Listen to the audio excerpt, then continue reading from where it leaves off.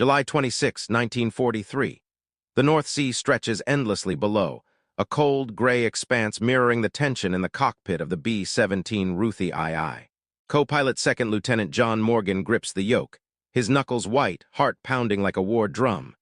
Beside him, his best friend, Captain Robert Campbell, scans the horizon with steely focus.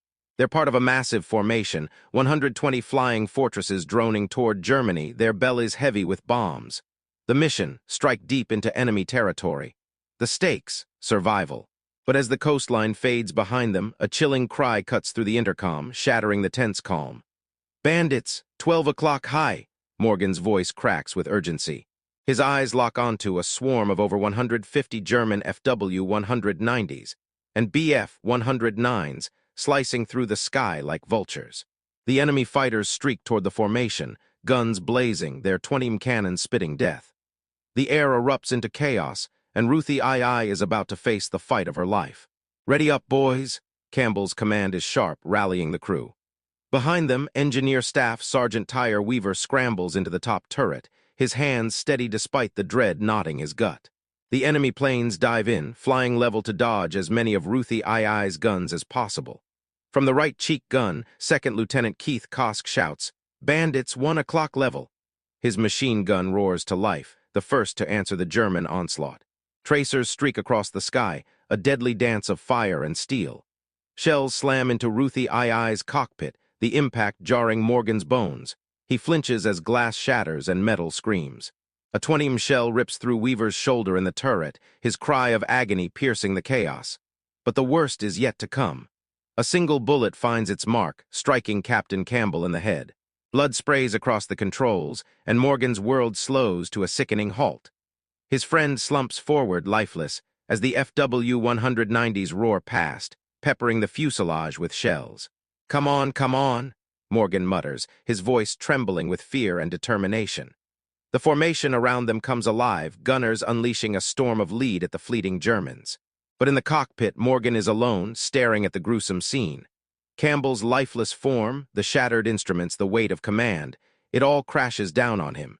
He's just a co-pilot, but now the lives of his crew rest in his hands. Morgan grips the yoke, his heart hammering.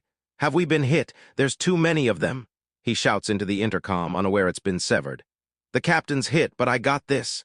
He forces the words out, more to convince himself than anyone else. With a surge of resolve, he pulls Ruthie II back into formation, determined to get his crew home. But then, the impossible happens. The yoke jerks in his hands, and the bomber banks sharply left. Morgan's breath catches as he looks at Campbell. Against all odds, the captain is upright, eyes glazed but alert, hands on the controls. Blood streams from his shattered skull, yet he's flying, erratically, dangerously. "Bob, what are you doing?" Morgan pleads, his voice cracking with desperation. "Keep formation, we're dead if we're on our own." Campbell doesn't respond. His brain trauma has locked him in a haze, his instincts driving him to fight for his crew, even as his body fails. He banks hard right, pulling Ruthie II out of the protective formation. Morgan fights the controls, his muscles burning, but Campbell's strength is unnatural, fueled by some primal will to survive. In the nose, Kosk's machine gun blazes, his shouts drowning in the roar of battle. "Damn it, they're too fast," he yells, tracking the darting fighters. Beside him, Weaver collapses, his left arm nearly severed, blood pooling on the floor. Kosk's heart lurches. "Weaver, stay with me," he shouts, abandoning his gun to kneel beside his friend. The wound is catastrophic, and with 4 hours to England, Weaver's chances are slim. His eyes, dim with pain, meet Kosk's. He points to himself, then the hatch. He wants to bail. Kosk's chest tightens. A jump over German territory is a gamble. Survival means capture or worse, abandonment. But Weaver's fading fast. Kosk makes the call. 9 o'clock low, fighters! A gunner yells, but Kosk can't see them through the chaos. He straps a parachute onto Weaver, his hands shaking. As he opens the hatch, freezing air blasts in, and Weaver, barely conscious, pulls the ripcord too soon. The chute spills uselessly onto the floor. "No!" Kosk's cry is swallowed by the wind. With no time left, he shoves the parachute under Weaver's arm and pushes him out, praying the chute will catch. At the rear, the gunners cling to their posts, casings clattering across the floor as they fire at the fleeting enemy. But a BF-109's shells tear through the oxygen supply, and the air grows thin. Hypoxia creeps in, vision blurs, limbs grow heavy, shots miss their mark. It's the oxygen, a waist gunner gasps over the dead intercom. Descent! But their pleas go unheard. One by one they collapse, overcome by the thinning air. Only the ball turret gunner, isolated and unaware, keeps firing, his defiant shouts of "Eat lead, you SOBs," echoing in his lonely fight. In the cockpit, Morgan's battle is no less desperate. Campbell, driven by instinct, fights him for control, landing blow after blow. Morgan's face swells, a tooth dislodges, blood drips from his lip. "Robert, please," he begs, dodging another punch. Campbell's fury is relentless, his injured mind unable to comprehend the danger. Morgan grabs for Campbell's oxygen mask, ready to rip it off to end the struggle. His hand trembles, removing it could kill his friend. But before he can decide, Campbell shoves him back, and the assault continues. Exhausted and bloodied, Morgan seizes a moment when Campbell's strength falters. He pins the captain down, his own breath ragged, and wrestles Ruthie II back into formation. But the sky darkens with flak, black bursts of death erupting around them. Shrapnel tears into the fuselage, and Morgan feels the plane shudder. "Bandits 8 o'clock high," he shouts, unaware no one hears. German fighters brave their own flak, their guns blazing. A fuel tank ruptures, leaking dangerously close to the engines. Yet in the nose, the bombardier stays focused. "Intercom's out, but I'm dropping those bombs," he mutters, peering through the bomb sight.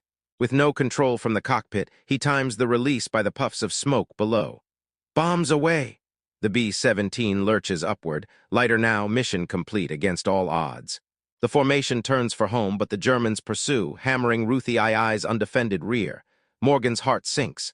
Where is everyone? He wonders, fearing his crew has bylaid. But he can't abandon Campbell or anyone still aboard. The English Channel finally appears, a beacon of hope. "We're gonna make it," Kosk cries from the nose, his voice thick with relief. He climbs to the cockpit and freezes at the sight. Blood, destruction, and Morgan battered but resolute. "Help me get Campbell off his seat," Morgan gasps. Together they carefully move the weakened captain, who resists feebly.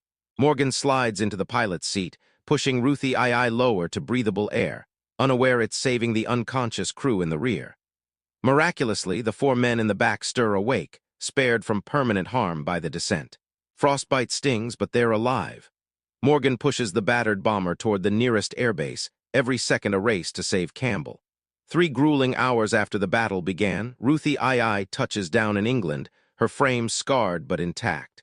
Morgan's hands tremble as he shuts down the engines, the weight of survival crashing over him. The crew is safe, except for Campbell.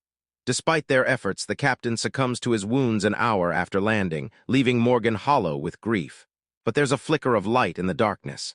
Weaver, thanks to Kosk's desperate push, survived his fall. Captured by the Germans, he received immediate medical care and endured as a POW, living to 74. The crew of Ruthie II fought through hell, their courage and sacrifice etched into the sky forever.